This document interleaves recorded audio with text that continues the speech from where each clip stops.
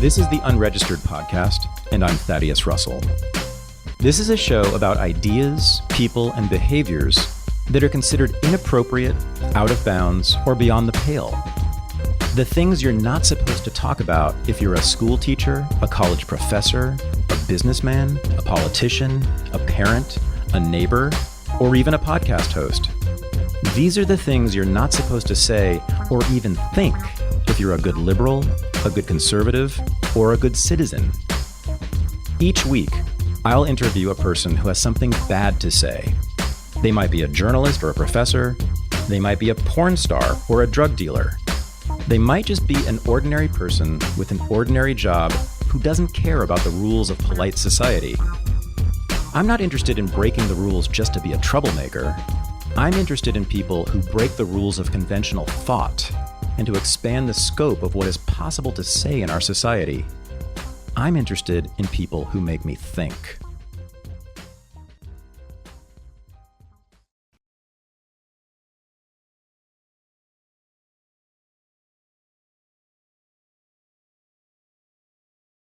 What happens when the new ideology of the left takes over the old institutions of the left? My guest this week found out the hard way. This is my interview with Nicole Levitt. I am joined from Philadelphia, Pennsylvania by Nicole Levitt, who is an attorney who has a career in working with victims of domestic violence, but now she is fighting to keep her job, I guess. Do you want to just talk about what the case is, and then I want to get back to sort of who you are and the work you do. What's happening in the agency you work for? Okay, so I filed a case with the EEOC against my employer for racial. Hold on, the Equal Employment Opportunities Commission, right? Yes.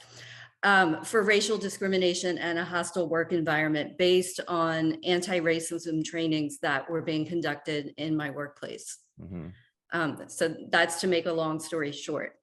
But okay, it's worse than that, right? I mean, you're filing the case because you feel as if you were discriminated against in a racist way by this. Is it an agency? Is that what you call it?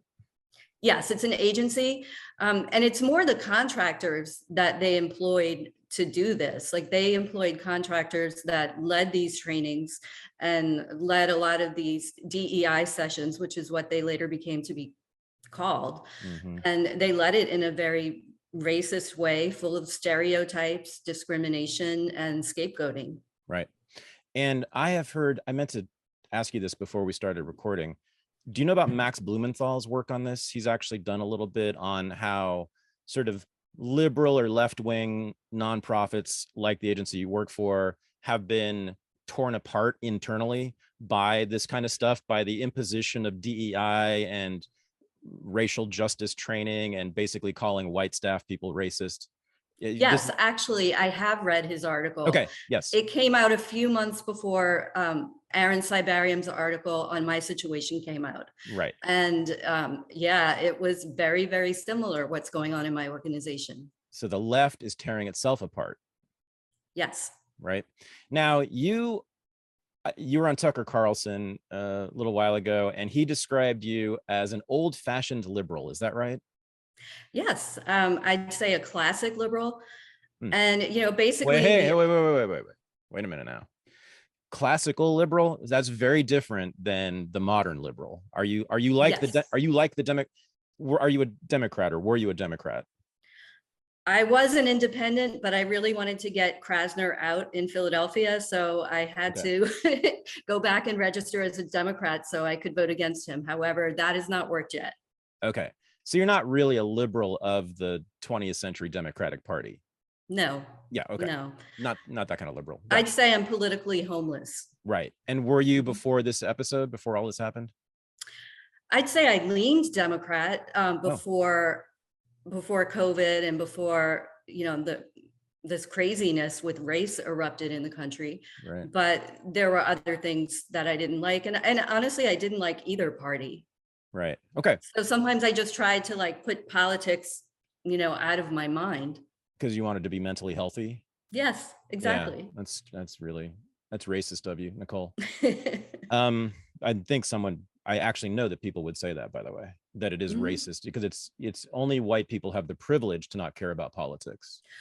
Well, that's exactly, we were lectured to about that in my Oh yeah, organization. That was part of this. Yes. I'm sure you were. All right, so before we get into this controversy in your case and racism that Mhm. is tearing asunder left-wing nonprofits who otherwise do good work, like the agency you work for, I want to hear about the work itself, and I want to talk about domestic violence. I haven't had anybody on the show who's really done this work, and I haven't really known anybody who's done this work, who's worked with women who are victims of domestic violence. And this is a very heavy, intense subject, and I don't really have a sense of what it's like sort of inside that industry, as it were. Mhm. And I don't have a sense of what it's like to be in a home where domestic violence is happening, believe it or not. I mean, I just haven't been lucky to not be around that. So why were you attracted to it? You got your law degree, you got past the bar, I take it, and then you Mhm. chose this work, right, in law? I did. And why? So I also worked as a therapist for I'd say about 6 years. I Oh, have, yeah, a master's in psychology, and I mm, wanted to blend both of them, and this does it perfectly. Actually, family law does, because you have psychological evaluations of the parties, of the children, to decide custody issues. And custody was, I'd say it's the main issue for me in domestic violence, because you have a woman or man who was abused in an abusive relationship. And the court's view is that the children still need contact with the abusive parent. And sometimes they take the view that, well, that parent only abused the other parent, not the children. And really, if a child is in an abusive environment, that's abuse to the child, in my opinion, and in several opinions of the experts. mm, However, it's a hard thing to prove definitively. mhm.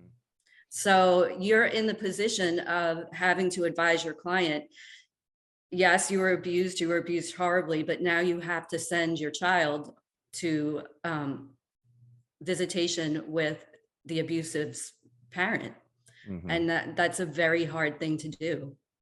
Sure. I'm getting at sort of you, Nicole, young Nicole, or much younger Nicole, and when you were starting out as a lawyer Mhm. or a prospective lawyer, what was it about this particular issue? There's many things you could do to help people with the law.